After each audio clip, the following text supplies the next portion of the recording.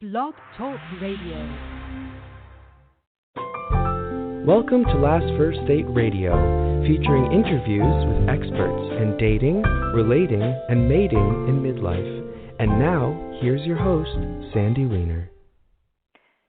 Hello, this is episode number 387, live coaching on air about why is it so hard to find love after my divorce. Hello, everybody. This is Sandy Weiner. Welcome to Last First Date Radio, where we believe it is never too late for love and that a woman of value naturally attracts the respect and rewards she deserves in life and love. What is a woman of value? She is somebody who knows her worth, and she shows up, stands up, and speaks up in all parts of her life. Every week I bring you a tip on how to become that woman of value, and this week's tip is adapt a positive mindset. You know, I was just talking to my daughter this morning, she's a parent of 3 young children, a newborn and a 2-year-old and a 5-year-old, and she was talking to me about how she just heard a great parenting tip that I think really applies to dating and relationships in general, and that is that we have to have long-term goals and short-term goals. So the short-term goal, let's say if you're dating and the short-term goal is, I want to find love, I want to meet that person, but the disappointment in not meeting that person can derail you. So having that positive mindset means you have a long-term goal, that you keep your long-term goal front and center. So how it applies to parenting is maybe in the moment when your kids are fighting and you want them to just be quiet, it's enough, like stop yelling. But the long-term goal really is that I want my kids to develop their own ability to think through problems, to problem solve, to be able to resolve their own conflict. So if you're always putting out fires in the short term, the long-term goals are going to be harder to meet. And so keep that positive mindset as you're dating. Keep that long-term goal in the front of your mind, and that's my challenge to you this week, is whenever you're thinking in the immediate now, I have to do this now, think about, is this really what I need to do, or is there a long-term goal that I can keep a positive mindset about and choose another path?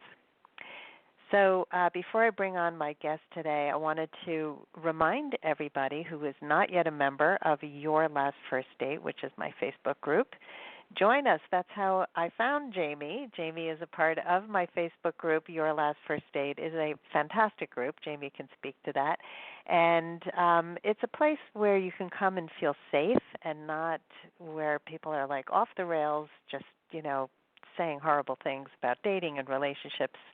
We have a positive mindset in this group. So if you are interested, head on over after the show to Your Last First Date on Facebook.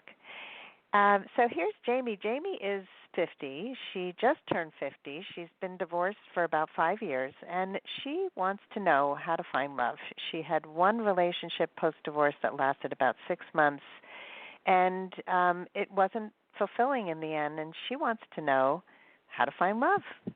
So welcome to the show. Thanks. Thank you for having me, and thank you for the group that you've created. I do have to tell you, it gets very discouraging, and I think when you surround yourself with negativity, then that's what you bring in, and I love that your group is so positive, and I love seeing the stories of people who find love in their 50s, their 60s, and so thank you for creating that for us. Oh, thank you. I appreciate it. I appreciate that you're part of the group, that you stepped up to be part of my live coaching today.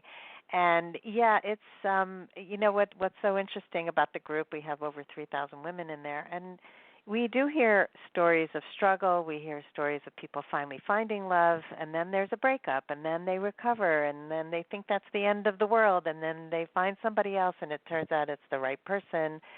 I think there's been a lot of shifts in the group as to not having assumptions, not jumping to these conclusions or having these very, very negative ways of seeing dating and seeing men. And I have seen tremendous growth just by being part of the group. So it's exciting. It's exciting for me as a coach to watch what happens just by surrounding yourself with positivity and good healthy dating behaviors, right? Yeah, absolutely. And I will tell you that it's brought me off of the ledge several times when I would have done something that I probably would have regretted, and I go to the group and I post, and it's been so valuable, and it's great. I feel like I'm not alone in this world. So I'm not alone, Yeah. but in this dating space. And that's important. So I'm thank so you. glad Mm-hmm. because, so Yeah. many people feel alone. They don't have friends who really understand them. So this is a great place. All right. Right. So all the shout outs to the group. Thank you for that. And now let's talk about you in particular. Okay. So give us a little kind of bottom line. What's happening right now that you're struggling with? Well, so I have had several 3-month relationships, lots of 3-month relationships, and then I had one, 6-month, but that's the longest I've gone. And it's really hard when I see my ex-husband who had a 3-year relationship. Now he's in an 8-month relationship, and I see my friends' ex-husbands who all seem to just like end up bouncing on their feet. And I can't seem to break the 3-month mark. And I will say it, part of it is that I'm not going to accept, less than what I want. But I can't tell now between am I being too picky, or am I just, or what I'm finding is that there's so many people with such big wounds and they're not dealing with those wounds. And so, which is it? Is it that it's just, I jokingly say that we're fishing in a polluted pool, but, if you've gone through a divorce, you're not fresh, and then you also have your children and your schedules and all the other life things that come up. So go ahead. I'm sorry. No, finish what you were going to say. No, I was just going to say. So I seem to have lots of. Well, I haven't had lots of anything in a while. It's been a little more dry. I have gone on 3 dates, and then it seems to stop. The guys that I like, which I hear a lot from people, the guys I like don't like me, and the guys that like me I don't like. And, I had a date yesterday with a man who was probably one of the most accomplished men I've ever gone out with, and he was bright, and he was easy to talk to, and he, for what I could tell from the first 2-hour coffee date, seemed to, have his act together. I use a different word. And the whole time I'm looking at him thinking, I don't think I like his hair, and I definitely don't like his beard. And, so I'm like, now I'm like, well, what is it that I'm doing that I keep attracting emotionally unavailable men? And, this is what I posted when I asked for the coaching session, am I emotionally unavailable? And, so I'm just sort of like stumped. So you liked this guy yesterday. Let's just talk about him for a minute. But you were finding ways to not like him. Like there was so intellectually it sounds like, he's got his act together. But you're not attracted. You're finding things wrong with him. Tell me a little bit more about that. Right. So the whole time that, we're sitting there, I'm picking it apart thinking, I'm not that attracted to him. Could I be attracted to him? I don't have that instant, I think that that's the problem with our society and the movies is, you look for those butterflies or you want to feel those butterflies. And then when you don't have them, then you want to dismiss it. And so I was finding reasons that it couldn't work. And he, asked when he could see me again. And I probably could have made time to see him. But so yesterday was Monday, and I said, Mondays and Tuesdays are my days without kids. So I have my kids this weekend, so Monday or Tuesday of next week. And he said, great. And he did say, I've got time during the day because he's actually very lucky at 53 to be semi-retired and have a lot of flexibility. And I own a business, and I feel guilty if I take time during the day. Could I? Yes, but it's not something I feel like I can do as a business owner. So I didn't make myself as available as I would if I had been sitting across from him and I had those, oh my gosh, he's so cute, I can't wait to see him again. You know what I mean? Mm-hmm. But I also have control. Like I'm not losing control when I don't have those, gush of emotions. Yeah, so it's a fine balance. So I'm hearing you meet men that you sometimes like, they don't like you. You like men, they don't like you back. And so let's kind of dig a little deeper into this. Okay. And so before, how long were you married? 15, a little over 15 years. 15 years. And would you say that you started that relationship? Like, tell me how that relationship started. You know, it's funny. I've been thinking a lot about it, and it actually was a very good start. I actually knew him in high school. We were in the same youth group, and then we went on a date in college, and then we actually reconnected on JDate. Interestingly enough, before online dating was even a thing. So as much as I hate online dating, I know I would never have ended up with him if I hadn't tried. This was, JDate back when JDate was free in 1997, and I was dating series of men that weren't Jewish, but ultimately I wanted to meet someone Jewish. And I would say we had a really, really good start. And it really, I don't, in case my daughters hear this, I don't want to talk about when the marriage went bad, but it was the kind of relationship I felt really safe with him. We both had grown up with fathers who had lived out of state, with single moms. So we had similar backgrounds, and I felt like I could, talk about my abandonment issues with him. And it was, there were some, it's funny, there were some things now that I maybe wouldn't have given him a second date on, just because little things that would have bothered me. But ultimately, I don't regret marrying him. And we had some good years, and then we let the resentment build up, and, obviously it wasn't great, or we wouldn't have ended up divorced. Right. But so it was sort of a slow, you had met each other, there was a familiarity, there was a safety, and you had similar backgrounds. And so tell me a little bit more about the abandonment issues that you brought to your marriage. So my mom and dad divorced when I was 1. At 3 years old, my mom had something occur where she didn't feel like she could keep me. And so she sent me to live with my dad and his then wife, around the age of almost between 3 and 4. And from what I understand, a child who loses their mother, and she did stay in my life, but it was, weekend visits here and there. And then my father's wife ended up being, the abusive stepmom that they write stories about. So I didn't have a very good, stable childhood, and I was my mom and dad's only child. And it wasn't really until my mom remarried when I was 12 years old that I finally got, some sort of family. So you had a really rocky beginning. Parents sure. divorcing at such a young age, and then feeling like your mother just kind of dumped you on the father's wife is abusive, and it's really unstable. And those are the years that are so crucial, as you know, where we start to develop attachments. And so if you know about attachment styles, correct? Yep.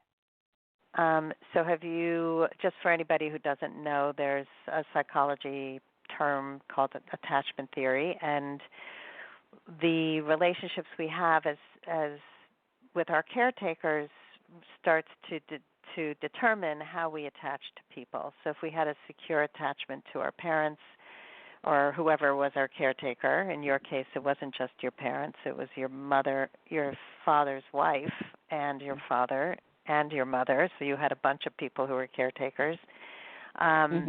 And if we have an insecure attachment, then we become either anxious or avoidant. Those are the 3 main kinds, so secure, anxious, or avoidant. And often these patterns get repeated throughout our lives until we do some inner work and we can actually change our attachment style. So what is your attachment style? So I think I scored like 8 secure and 5 anxious or something. So and it was really nice. Like I've really worked on myself, and I understand. I'm definitely there's still anxiety, and but I'm aware of it now, and and I'm able to sort of ask for what I want, and really be honest with someone when I start dating them that I do have abandonment issues, and it shows up every once in a while, and so that. And how do men respond to that? Well, interestingly, I haven't been in a relationship, like a real relationship, past a couple of dates since I read the book. So I don't know. I don't know how that's going to be in a relationship because I haven't gotten there yet. Okay. So the longest relationship you were in, the 6-month one, tell me a little bit about that and, why it ended. So that was an interesting one. Our kids had gone to Sunday school together, and I had met him, and then we reconnected actually online, and I was the first person that he had gone out with from an online date, and he had been single on and off for 8 years, which should have told me a lot. And, on our third date, we had that conversation, what are you looking for? And we both said we were looking for long term. But ultimately, what ended up happening for him was that he had some avoidant attachment issues. He'd had a mother that was very controlling, and his parents were codependent. And so he pushed relationships away. And at some point in the relationship, and I will say that the connection that we had when we were together was a really, really strong, solid connection. We would spend hours talking, and we had the complementary Myers-Briggs, so we just really complemented each other well. And but it got to the point where he was pushing. He told me, he realized he loved me, and it freaked him out, and he didn't know if he had space in his life for that, or if he felt he listened to Dr. Laura, which should have been a huge indicator that he didn't know that he could have a relationship and be a parent. And he was in where he had just overscheduled himself. He had a very high like a job, and he did a lot of volunteer work, and he didn't really have space in his life. And it got to the point for me where I kept asking for what I needed, and I wasn't getting it. And when we were together, I felt very loved, and then when we weren't together, I felt like I was forgotten. And then I just kept, actually just praying for a sign or strength to be done with it. And one night at 4:00 in the morning, I woke up from, sleeping next to him, and I just said, this isn't going to work. And he didn't fight for me. He let me go. And then actually a year and a half later, I had had two relationships after that ended. That ended about a year and a half ago. I had a 3-month relationship and a 7-week relationship, but I really kind of didn't feel much for either of them, kind of going through the motions. And I realized I needed to address, him. I kept hoping he'd come back to me and realize what we had.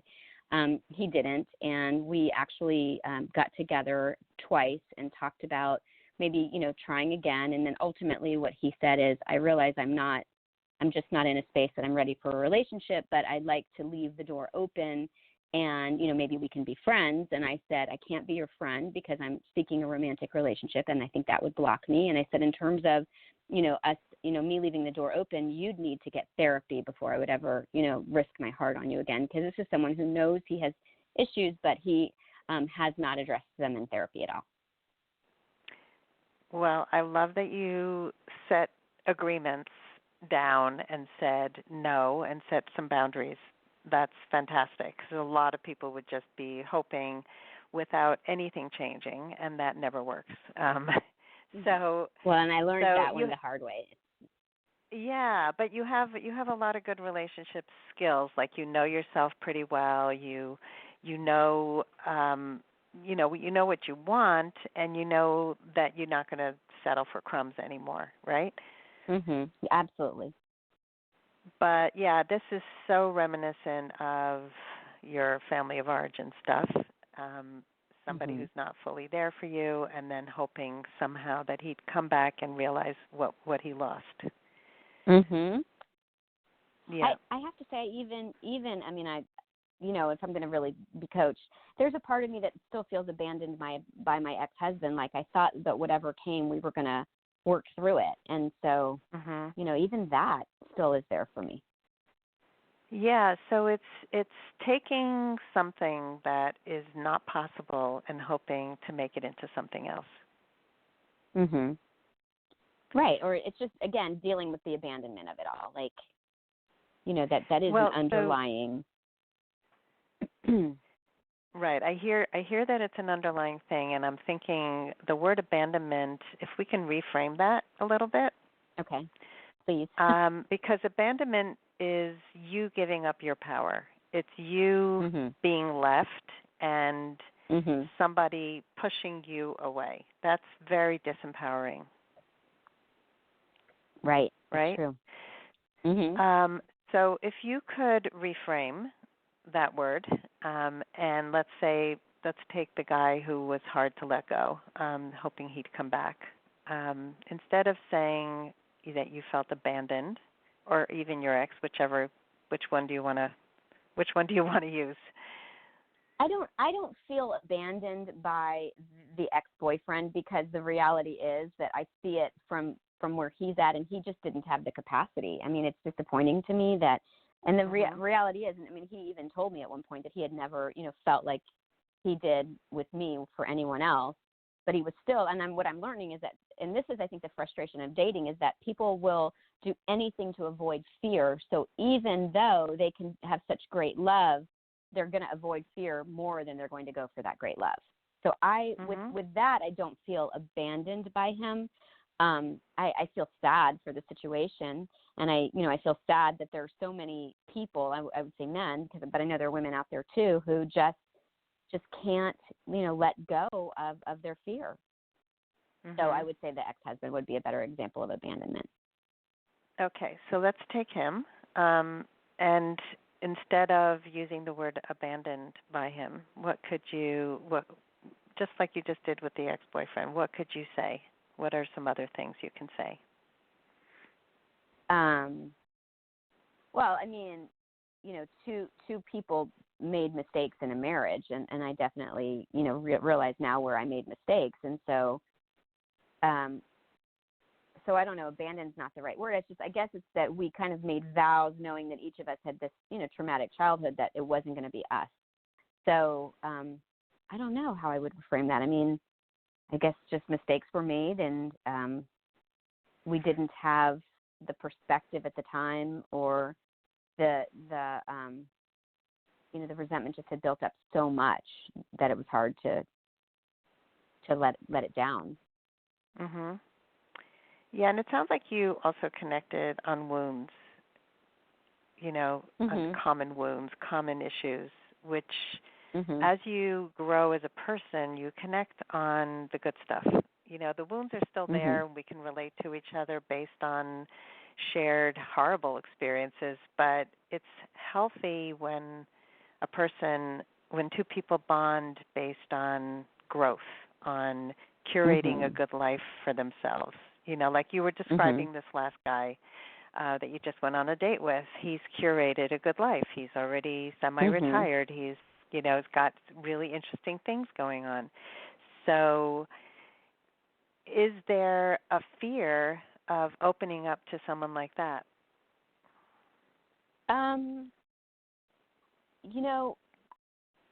Maybe.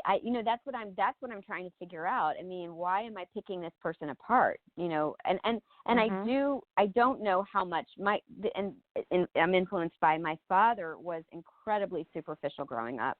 I was a young child, and he would put me on a diet when I would visit. So I lived with him from 3 to 8, and then I moved back with my mom, and then I would spend summers with my dad. And my dad's running commentary was how I looked. And so, unfortunately, a lot of that, sunk in and shaped who I am. And so I do tend to judge people superficially, which is one of the things that I don't like at all. And I don't know how much of that is me setting up a barrier. I don't know. That's why I wanted to be coached. Yeah, it sounds like there's some old stories that are running through your brain.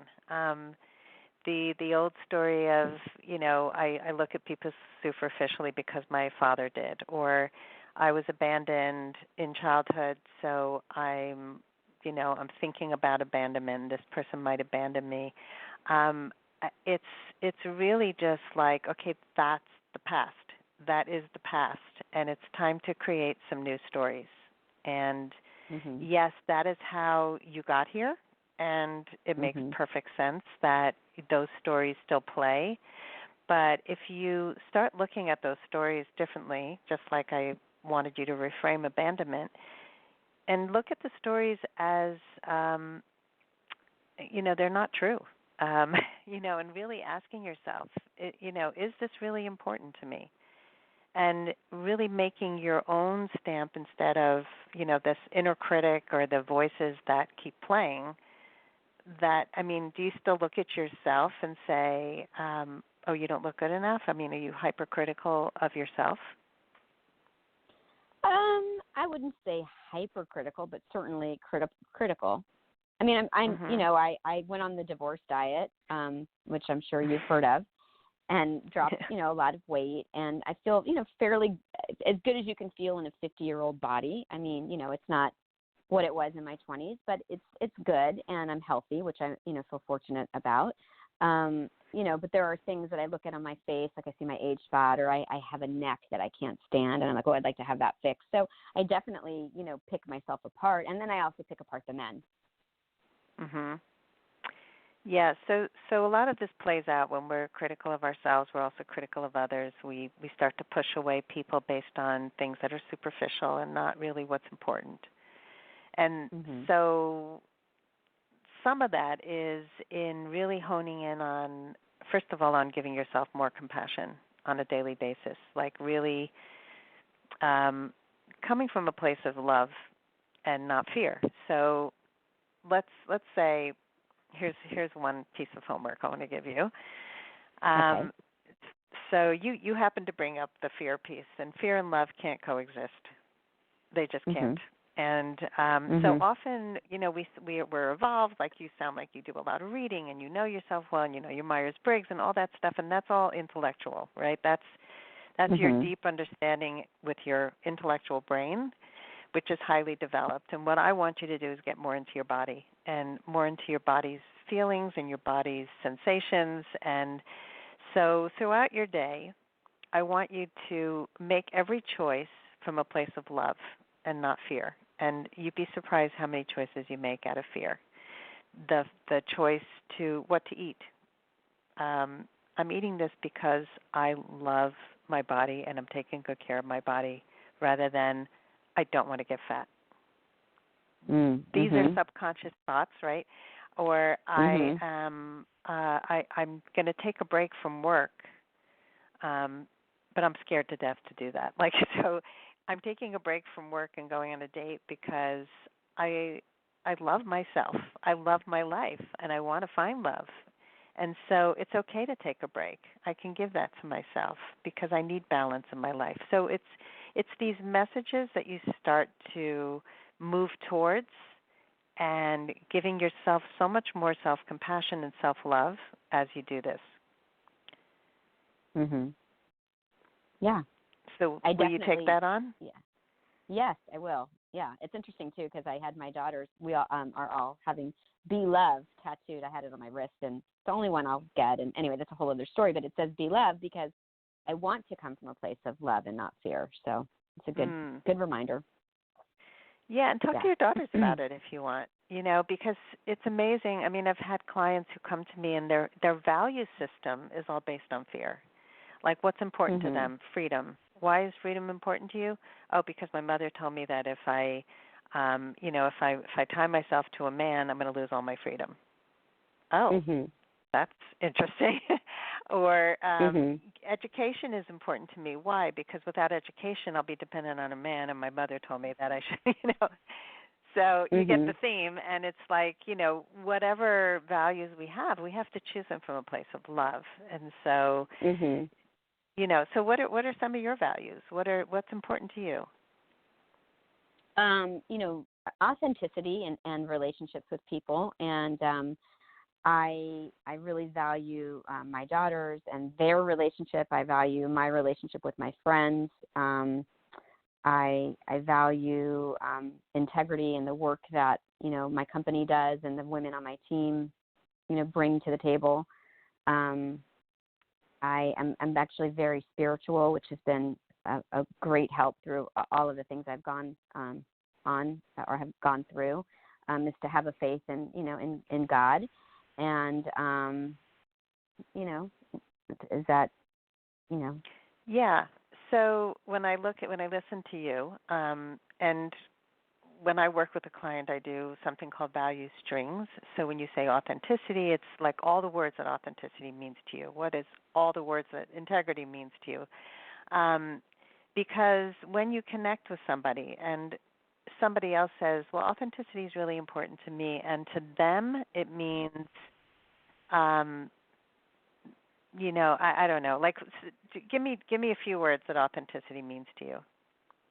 It means being true. It means being true to who you are. And I try really hard. I don't have to try really hard. I lack a filter. So just being with people who will accept me for who I am. And, because I've discovered it's too hard to have a big personality and try to, not be who you are. Mhm. So I let's would say take that one. Truth. Okay.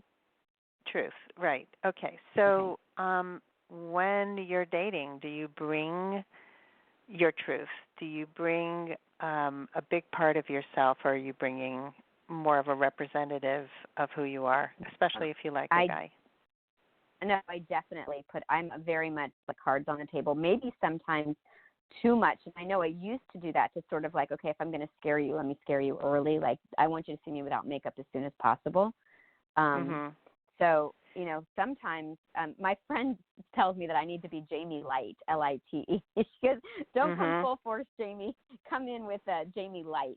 So right. It's kind of funny. So here's the thing with that, and there is truth to that. And then we're going to wrap because we're running out of time. But when you bring the whole of you, and let's say the non-makeup Jami, and this is who I am, and and let me just tell you about some of the horrible things about me, because you need to know this right away. It's actually a way of pushing somebody away. And the reason that it's important to be Jami Light is because it's more about Jami's slow reveal. That's how I would put it, because you can't handle all of a person at once. It's too much.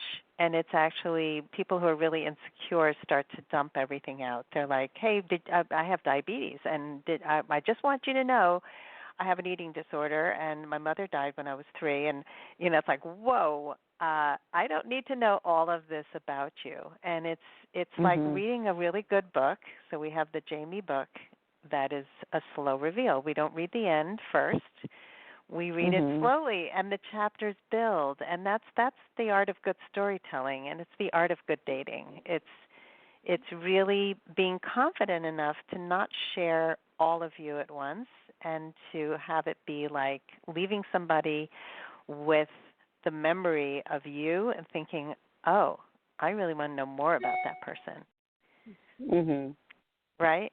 So that's why Jami Light is important, but Jami's slow reveal. So I mean, this there's so much more to say, and but I think some of what we talked about. So tell me what you're taking away, because I know I talked about a bunch of different things, and then we'll wrap. Okay, so I like the analogy with the book. I think that's and I think that you're absolutely right that me letting it all out is it does have a root in insecurity, because I don't want to fall in love with someone and then be left. So I hear that. And then also, I think as much as I say that I don't come from fear and I'm really bold, like for instance, not going on a date in the middle of the week because I feel bad if I'm not working, or, will my business, go down, or what will the people that work with me think if I'm not working? And so, I need to start stepping back and figuring out. And I like the analogy too with the eating, when when I'm going to eat something, you're right. I definitely make decisions based on, I shouldn't have this because, that's not going to be good for me, versus I love my body and I want to put good things in it. Yeah, and the more you come from a place of love in every choice in your life, you're going to start really exuding that. Like, you're going to glow from a place of love, and the right men are going to be so attracted to that. Because right now you're saying, some men that you're meeting are wounded, and they're coming from a place of fear, and they haven't worked out their stuff. And so it's not your job, obviously, to fix those men, but the right guys are going to be so drawn to Jami's slow reveal, Jami coming from love and not fear, and then you're not coming from a place of, if I fall in love, I will be abandoned, because you're coming from a place of, I'm making choices. These are my choices. These are not just I fall in love and then, oh my God, they're going to leave me and I will be disempowered. So you are at choice. And the more you come from a place of choice, and always knowing that you can't control every piece, obviously, but you can know when you come in, especially if you're building slowly, and with intention that you're not going to leave it all up to a man to decide whether he's going to leave you or not. Mhm. Right. Thank you. You're welcome. Thank you for being here today. And so you're going to come from a place of love and not fear. You're going to start to reframe abandonment and really take back your power. You know, Jami's slow reveal takes her power back. You know, it's right. I love what Brene Brown says about how we reveal ourselves. And I've talked about this probably on the podcast before, but I'll leave you with this because I think it's such a beautiful analogy. We often think we have to share it all, and it's like coming into a room with a giant, you know, bright, like disco ball kind of light, like, you know, here I am, every part of me, every facet, and it's too much. It's too bright. It's like you need sunglasses. You can't see the light. It's too big. And what she says is like when you have like a string of Christmas lights, and they're beautiful little twinkle lights, and if you could just say in your mind, like you could turn each light on one at a time, but you turn them on when you have a point of connection. You turn them on when you share a passion. You turn them on when somebody's revealed some kindness to you, so now you have a new point of connection, a new light gets turned on. And over time, you're building this beautiful string of twinkle lights that become this soft, beautiful light altogether.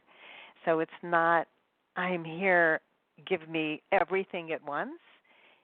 People have to earn their life, their place in your life, and you earn your place in their life. So it's having the confidence that you build one little twinkle light at a time, and that's how the right relationships are formed. Right, for sure, and that's a whole other conversation on patience and letting things just, you know, be at a very natural pace. And because I'm still that instant gratification mindset, which I want it now. I want to know how it's going to end. Yeah, right. So keep thinking about the book. The book is a slow reveal. You know, a good story doesn't tell itself all at once. And you know the twinkle lights are so much more beautiful when they're built one at a time. And so you have more patience when you know, with the right person, it's going to reveal itself. It's not going to feel like scarcity and, oh, my God, I have to grab it now because it's the last living person on earth who will be connected to me, right? Right. Thank you. And right. I know you have to go, but just thank you for what you're doing and what you're doing for, you know, women. And it's you know, I was telling you before, like, you know, you've taken you know, not just surviving but thriving, you know, and you're bringing all of us with you, and I really appreciate that.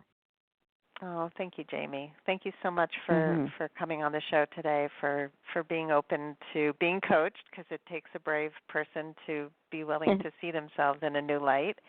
And I feel really hopeful. So please let me know how it works, how it goes with your new homework and your new mindset. Okay. Well, you'll see me on the group, on the page. Yeah. Okay. Thank you.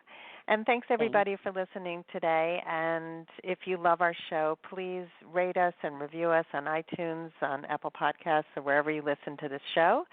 And if you would like a half-hour breakthrough session like the one I just did with Jami to see what's getting in the way of you finding love, and if you're really feeling stuck, let's get on a call together. It's a half-hour complimentary session. You go to lastfirstdate.com/breakthrough, fill out a form, and we'll get on a call together. Have a great day, and I hope you go on your last first date very soon.